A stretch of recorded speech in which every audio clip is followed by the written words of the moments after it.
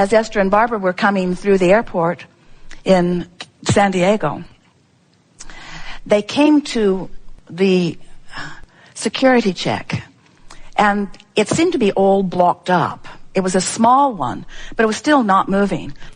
They were in the flyby lane at Southwest, and so they sort of sailed by a lot of people. But then they came to the place, and the man took Barbara's and let her through, and then went like this to Esther. And Esther said, "Oh no, you have to let me go with her, because she has to help me with my stuff." Because Esther has 14 things in her carry-on bag that all have to be taken out and inspected carefully because they are dangerous things. Then Barbara said to him, "Oh, please let me go without her."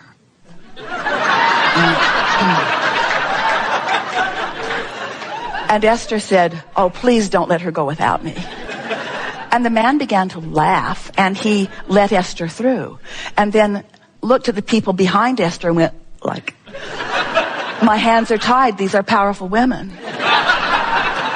And now they are in the line that is not moving because, as the man told them, there was an eagle eye on the security camera and she was checking for everything. And Esther thought, "Oh, that's wonderful."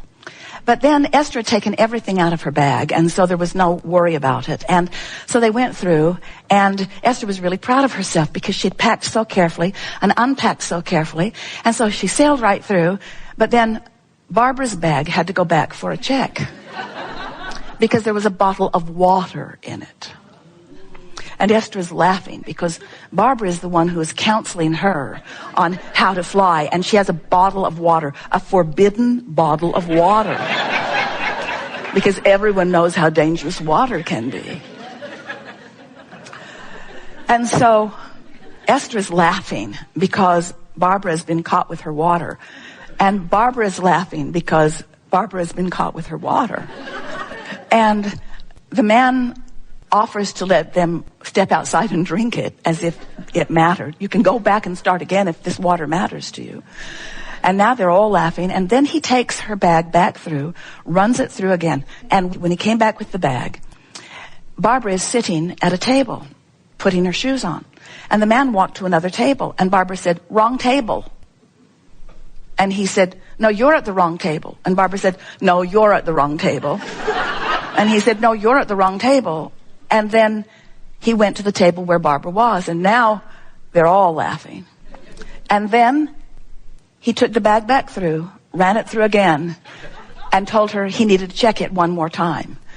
And both Barbara and Esther looked at him in surprise and amazement, and he said, "Gotcha."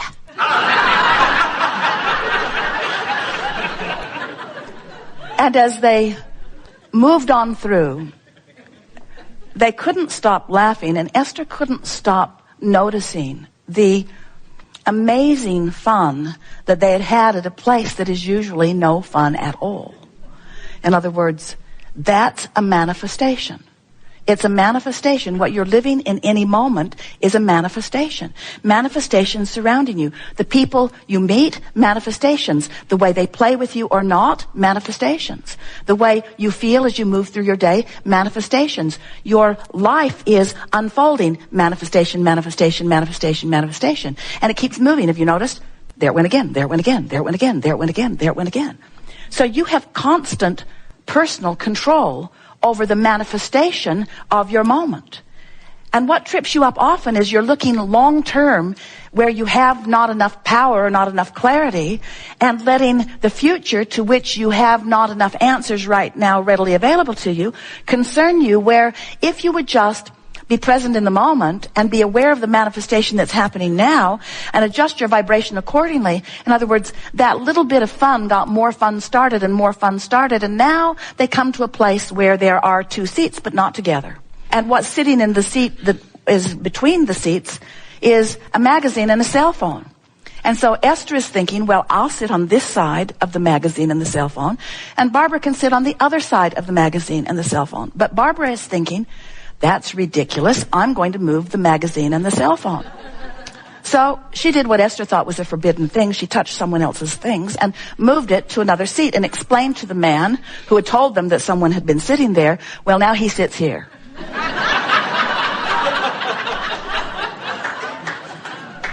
And then a great, big, gruff-looking man comes walking across from Starbucks, and Esther thinks, I'm going to the bathroom. I don't want any part of this. And as he comes to his telephone, which has clearly been moved, Barbara said, we moved you. And he said, you were so gentle, I didn't even feel it. And Esther began to realize that now the momentum of fun was started. There was no ending to what the day was going to provide. In other words, you just can't get into a place where you're feeling good, where you're loving the people of your planet, where the people who want to play with you are coming to you. You just can't get on that sort of vibrational roll without acknowledging these are manifestations. And what we want to call your attention to is that the most significant manifestation of all. Have you been listening to us for a while? Some of you have for a very long while. And have you heard us say, yes, you've heard us say on endless occasions, because we say it every time we get together with you. We say it several times every opportunity we have. Everything that everyone wants or ever has wanted or ever will want is because they believe they will feel better in the having of it. They believe they will have a good feeling emotional response in the receiving of this other thing that they think they want. And what we want to convince you of is that what you want is the emotion. What you want is the good feeling. The other stuff's just the justification that you give for having it. In other words, I want prosperity because I will feel better, and I want a lover because I will feel better, and I want this because I will feel better.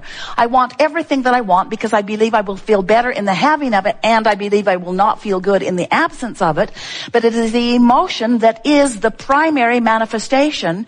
Hear that. Your emotion is your primary manifestation. And if you can hear that, if you can leave with that today, if you can know it in the way we know it, then you will have control of the only manifestation that matters, which is the way you feel. And when you get control of that one, you've got control of every other manifestation. You've got control of financial manifestations, of physical manifestations, of relationship manifestations, of worldwide manifestations, of weather manifestations. You have control of every other manifestation if you deal with the only manifestation that matters, which is, how am I manifesting in this moment? Which means, oh, hear this. It's the first time we've said it this well. Oh, we forgot. No, we didn't forget. How much of me am I allowing to manifest here and now? How much of me is playing with you now? How much of me are you getting? Are you getting the pinched off version because I'm choosing something that bothered me last night and that I worried about?